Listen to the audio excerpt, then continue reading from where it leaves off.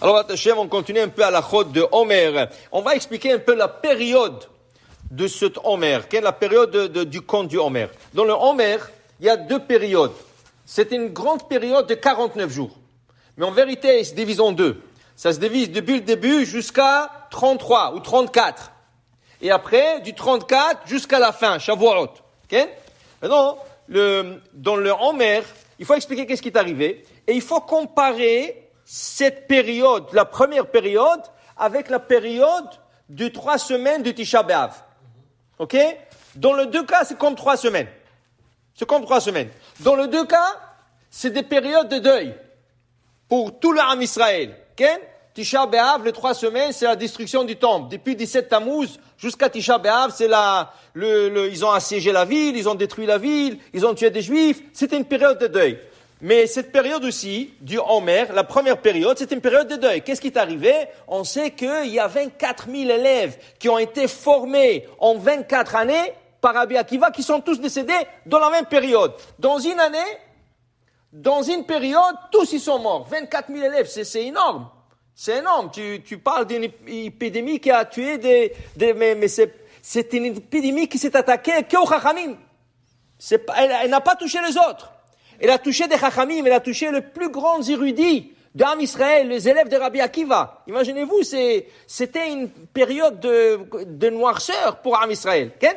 Mais quand même, il reste que malgré que la première période du Omer, c'est une période de deuil sur les élèves de Rabbi Akiva, elle est différente de la période de Tisha B'Av, de 3 semaines. En quoi?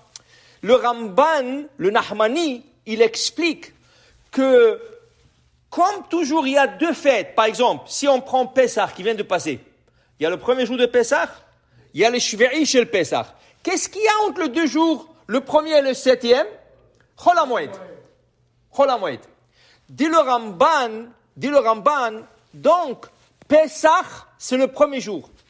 Shavuot, c'est le dernier jour. Qu'est-ce qu'il y a entre les 2? Chol HaMoed. Dit le Ramban, toute la période du Omer, c'est Chol HaMoed. Qu'est-ce qu'on fait, Chol HaMoed? On doit être en joie. On doit bien s'habiller, on doit bien manger. Ken? On doit faire tout dans la joie. Ah, mais tu es en train de dire que les élèves de Rabbi Akiva sont morts dans cette période? Oui. Dans ce cas, certaines lois de deuil vont s'appliquer, mais pas tout à fait. Et voilà, regardez, il y a une grande différence. Une grande différence. Pendant la période de 3 semaines de Tisha B'Av, on ne fait pas Shehyan. On ne fait pas Shehyan. Pendant les 3 semaines, pendant la période de Omer, jusqu'à 34 du Omer, on essaye de ne pas faire Shehyan. Mais s'il y a nécessité, on va le faire. On va la faire. Comment, par exemple? Il dit le Rav, on va dire ici, quelqu'un qui rentre dans une nouvelle maison.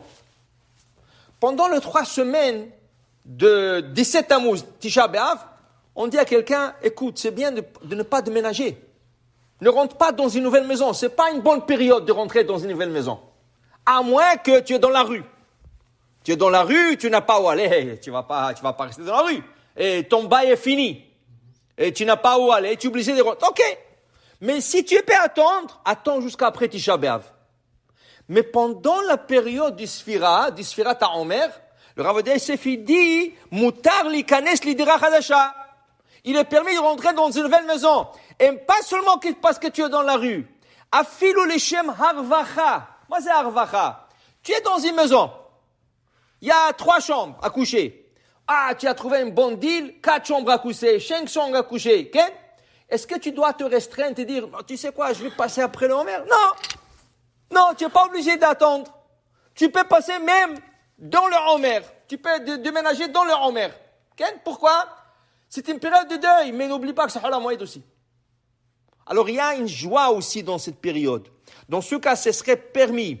Il est permis de peindre la maison. Pendant les 3 semaines, on te dit, essaie d'éviter de peindre la maison, de faire des rénovations. Okay? Ah, tu dis, le gars, il vient de commencer, il a commencé déjà un contrat. Il dit, ok, contrat, pas contrat, tu t'arrêtes, Rosh Chodesh Av. Rosh Chodesh Av, tu arrêtes. 9 jours. Okay? Tu arrêtes. Ici, il n'y a pas de restriction. Ici, dit Rav Yosef, מותר לסייד ולקייר, לעשות טפטים לנוי, ויכול לברך שהחיינו בימי העומר על כניסתו לדירה החדשה. Tu peux peindre, tu peux mettre des cadres, tu peux faire Hanoukat Habayit avec Shechianu. Comment ça se fait? Parce que malgré que c'est une période de deuil, ça reste toujours Chol HaMoed. Alors les restrictions, elles sont un peu moins strictes que la période. Maintenant, c'est sûr, tout ce que tu peux éviter, tu évites. Mais pour te dire qu'il y a une différence entre les deux périodes. Okay? Alors ici, quelle est la partie la plus stricte? La partie la plus stricte du Homer, c'est couper les cheveux et de ne pas écouter la musique. Okay? C'est au moins ça. Okay? De ne pas se couper les cheveux et de ne pas écouter la musique. Parce que la musique, vraiment, ça donne beaucoup de joie. Beaucoup de joie. Okay? On va expliquer dans un cours, on a expliqué déjà, mais on va expliquer dans un cours à quel point ça donne de la joie, la musique. Mais, pour te dire, ça c'est le minimum. Que pendant le 34 jours du Homer, ou 33 jours, parce que le jour de la Hiloula de Rabbi Shimon Bar Yochai, tu as le droit d'écouter la musique. Alors c'est 33 jours en vérité. Okay? C'est 33 jours. Et pendant cette période, tu ne te coupes pas les cheveux. Normalement, tu ne te coupes pas la barbe non plus. Mais même ça, le Rav Yosef dit, s'il y a des cas exceptionnels, par exemple, tu rentres au travail, ton boss il te dit, ton patron il te dit, allô, tu es sale, tu rentres pas comme ça. Il dit, mais écoute, c'est une période, non, tu rentres pas comme ça. Et si tu n'as pas le choix, tu as le droit de te raser.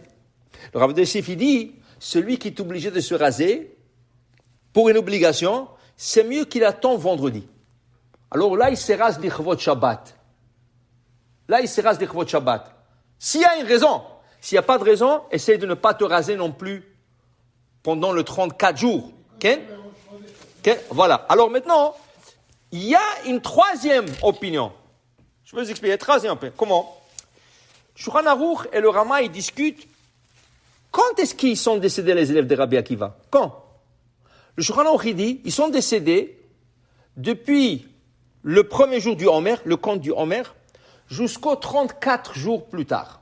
Alors c'est chaque jour, si vous faites le compte, 24 000 élèves en 34 jours, ça donne à peu près 700 personnes qui sont mortes par jour. Imaginez-vous. Et ils sont tous les élèves de Rabbi Akiva. Vous pouvez imaginer les raves. Rabbi Akiva qui les a formés en 24 heures, en 24 ans. Il fallait qu'il aille en 700 enterrements par jour. C'est pas possible. Okay? Ça c'est, alors, Shulchan Aruch il dit comme ça. Vient le Rama, il dit non. Ils sont pas décédés 34 jours, ils sont décédés 33 jours. C'est pour ça qu'il fait la différence, que les Ashkénazes arrêtent la période de Homer au Lag BaOmer, 33 du Homer, et les Séfarades continuent jusqu'à 34. Ok?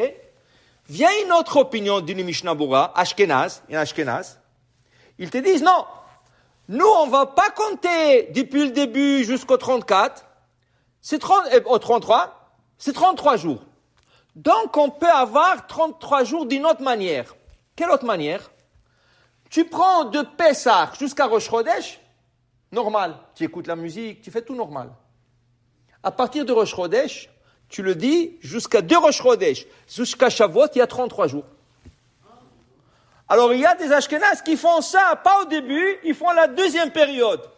Donc il te dit, Rosh Chodesh, tu peux te marier. Rosh Chodesh, tu peux te raser les cheveux. Te couper les cheveux, te raser. Okay? Alors ils font l'autre période.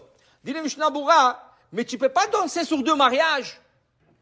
Si tu es séfarade, tu dis, c'est permis de se couper Rosh Chodesh. Mais comment tu vas te couper Rosh Chodesh? Rosh Chodesh pour toi, c'est dans la période de 33 jours, 34 jours. Tu ne veux pas te couper Rosh Chodesh. Tu veux te couper Rosh Chodesh? Alors il faut que tu gardes 33 jours depuis Rosh Chodesh jusqu'à la fin. Alors il faut que tu décides. Est-ce que tu es séfarade? Est-ce que tu es ashkenaz? Ou tu es séfa ashkenaz? Dis le Mishnah Bura, tu ne peux pas danser sur 2 chaises. C'est ou un ou l'autre. Tu comprends? Alors il y a les ashkenaz, ils font 33 jours. Les séfarades, ils font 34 jours. Il y a des ashkenazes qui font du Rosh Chodesh, Sivan, Yar, jusqu'à Shavuot. Alors, c'est 13 opinions, mais l'idée c'est sentir le deuil de Rabbi Akiva sur ses élèves, mais quand même, il y a des assouplissements qui n'existent pas pendant les 3 semaines de période de la destruction du temple, qui est les 3 semaines de Tisha B'Av. Et ici, il y a quelques assouplissements halachiques que Rav Yosef il emmène. Baruch Adonai le'olam. Amen ve amen.